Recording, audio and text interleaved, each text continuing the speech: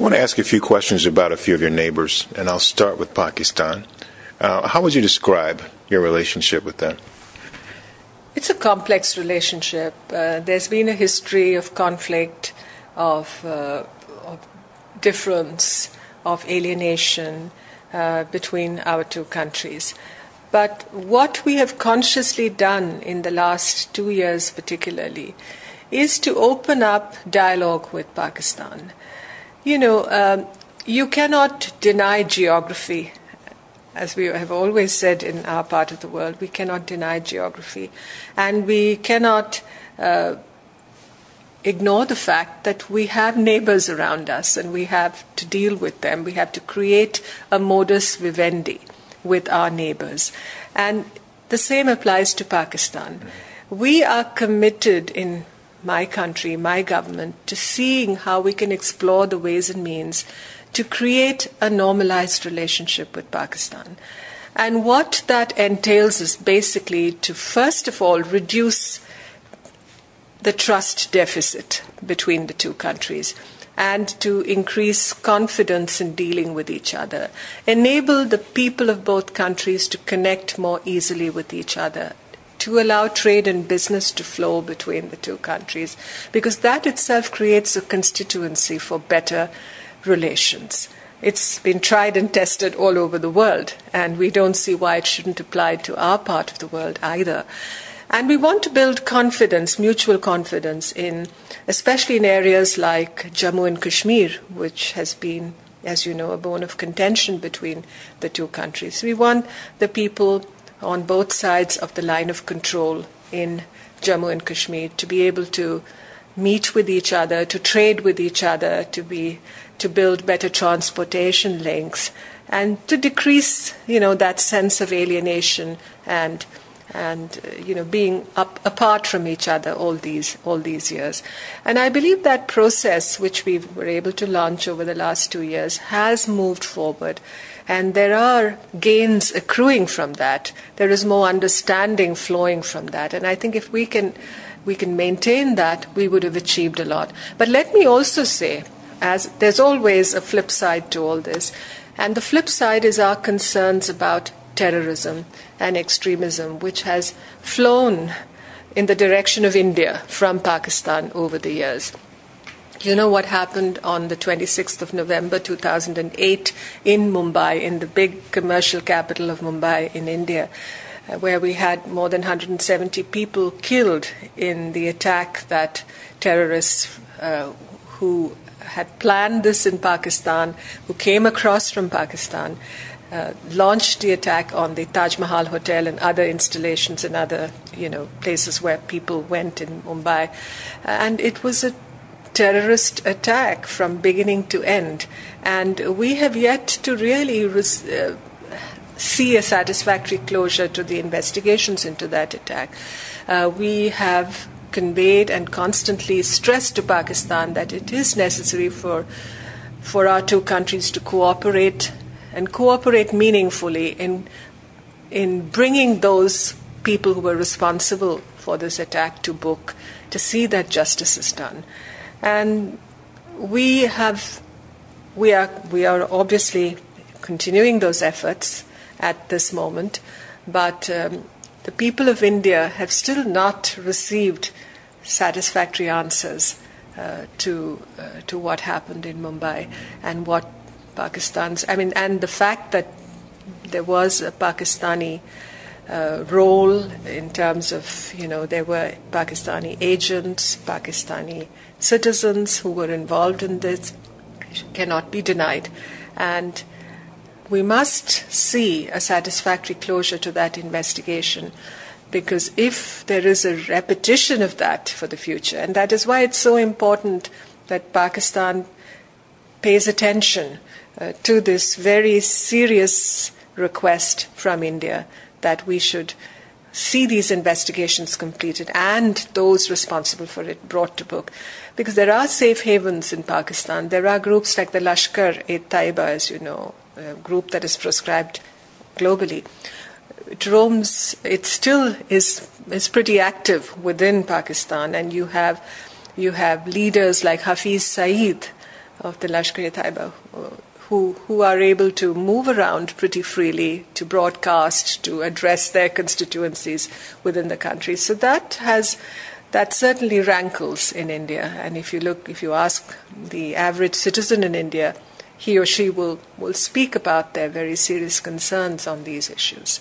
So terrorism and violence must be contained, must be eradicated, must be eliminated, particularly within Pakistan, for our region to feel more secure, stable, and so that we can progress. It's interesting you put it that way, because the organization, the TTP, and again, along with LET, routinely threaten India. And I think there was one earlier this week. Some sources of mine in India have mentioned to me that there was a threat against the Marriott Hotel, and threatening India and Indian business to attack them if they were to serve American customers. And everyone knows that Marriott is an American company. How do you handle situations and scenarios like that? There is a lot of cooperation between India and the United States in the field of homeland security and counterterrorism today. And, when incidents or when, information like this comes to notice, obviously agencies in the two countries do remain in constant touch with each other, and there is information sharing and intelligence sharing that necessarily has to happen in such situations. So I want to say that this aspect of our strategic partnership is of very great importance, and it leads me back to that central point I made before, that the price of liberty, as Jefferson, I think, said, is eternal vigilance. Yes. Back to the broader Pakistani relationship issue that you talked about a minute ago.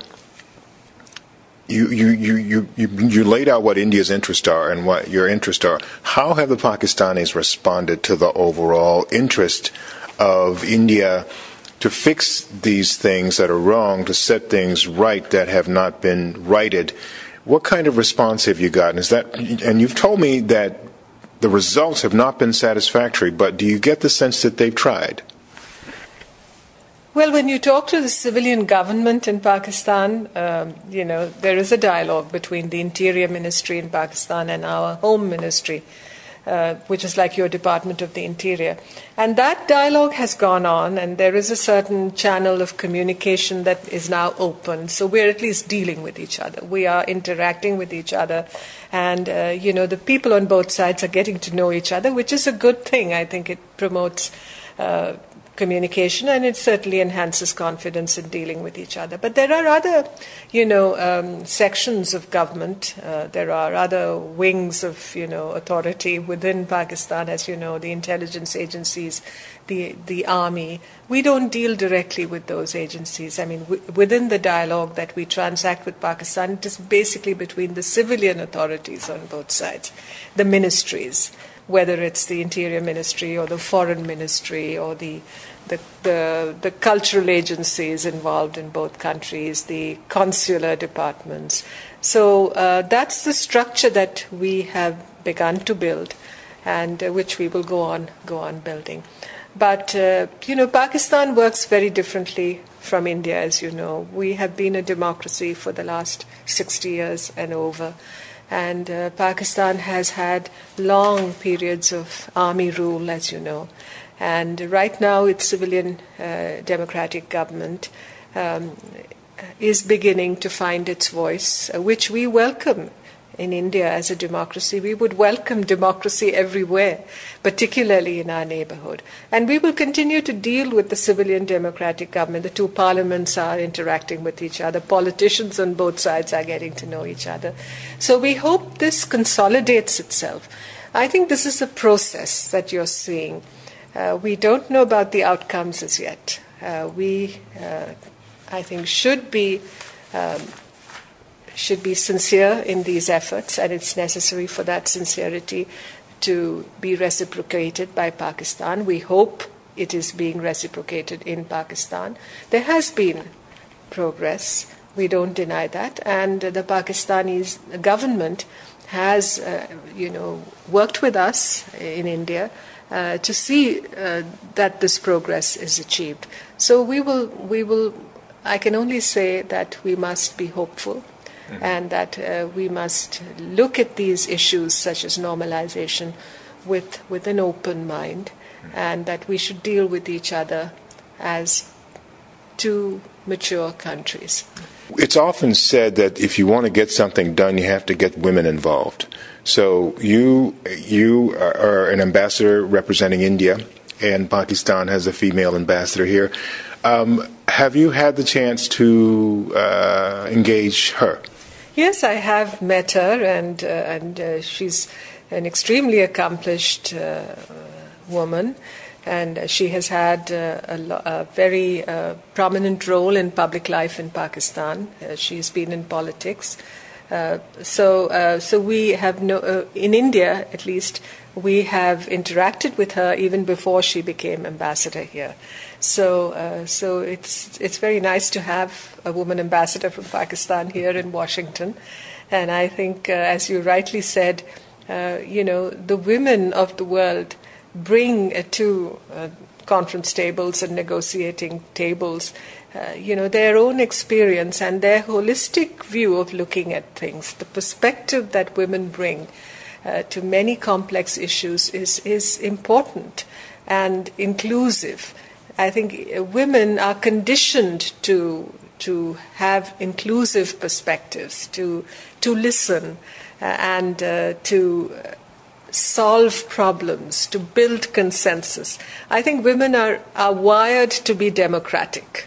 I can't deny that at all, on any level. Yeah. So moving on to some of the other issues before time runs out. Your relationships with China, Russia, North Korea, and Iran. Let's start with Iran. Do you have a relationship with them? Of course, we do have a relationship with Iran, and without wanting to sound cliched, it is a civilizational relationship, because India and Iran have, through history, interacted very closely with each other. Our languages have common roots. Culturally and historically, people have moved between the two countries. We have a very large Shia Muslim population in India. As you know, India has a very big Muslim population. The Muslim minority in India is the largest minority in the country, and it's close to 170 million people today in India. We don't have the census figures as yet, I think, from last year, but specifically regarding Muslims, but we have a huge Muslim minority. So they have connections with Iran, and this is not a relationship that we can wish away, the India-Iran relationship.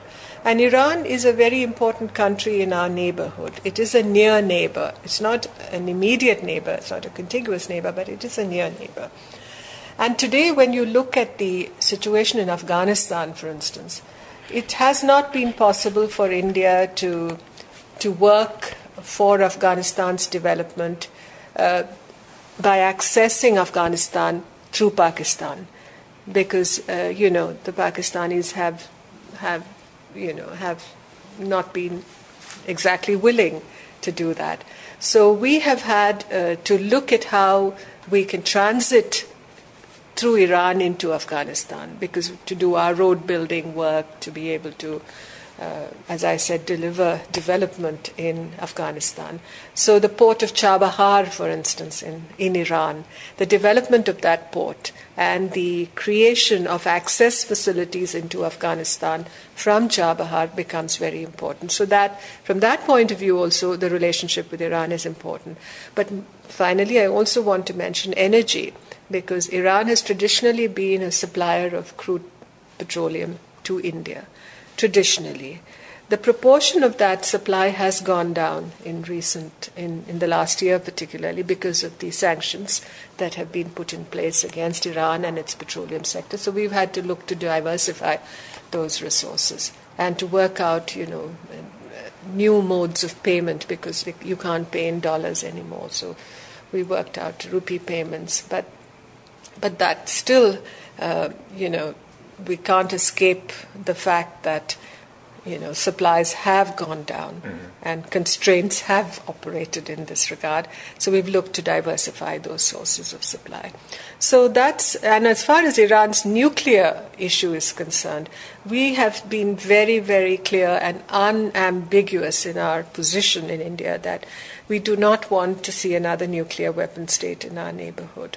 And Iran, in our view, should cooperate with the international community and the International Atomic Energy Agency to answer the questions that have been raised about its nuclear ambitions, because it is a signatory to the Nuclear Non-Proliferation Treaty, and signatories to the NPT can develop nuclear energy for peaceful purposes, for electricity generation, for instance. But they don't have the right to develop weapons. So I think these questions must be resolved. And we certainly don't want the situation to escalate to a point of conflict, where if war were to erupt in that region, it would have repercussions for all of us. We have 6 million Indians who live in the Gulf today. And so livelihoods are at stake. And most of all, energy security also becomes jeopardized for everybody in the region.